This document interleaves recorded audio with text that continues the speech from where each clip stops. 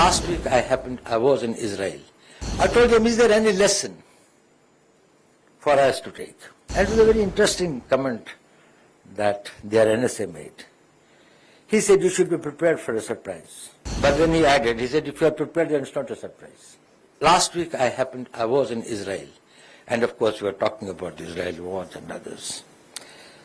So, during my discussion, of course, not with the Prime Minister Netanyahu and others, but besides that, when I was talking to the professionals of my districts, their chiefs of various services and others, I told them, is there any lesson for us to take?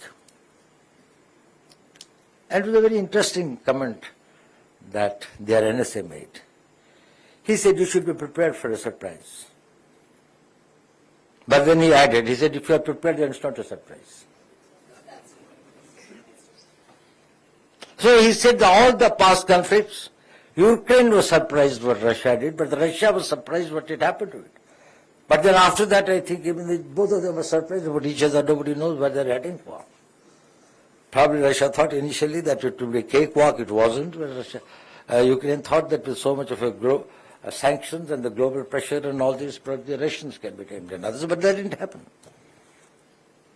How do we prepare if I say that there is a thing for a surprise, for something that will happen to you that you cannot think of?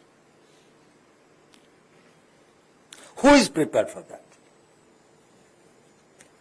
Only a people with a certain mindset are prepared for that. And you have to inculcate that habit. Who can take spot decisions in real time? If you have got the capacity to take the spot, real this thing, whatever the consequences might be, and whatever explanations and answers you have got to give it to this thing, you will be able to face the surprise.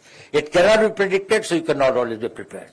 And since you will not be prepared, the first thought that comes to your mind, if you are prepared mentally and you have trained yourself mind, and if you are totally a professional this thing, you will find that it's your gut feeling. It's your instinct that matters, and that instinct is not something which is non-scientific. It's a highly scientific thing that comes with a tremendous amount of in-depth study, in-depth experience, in-depth vision, a lot of this thing.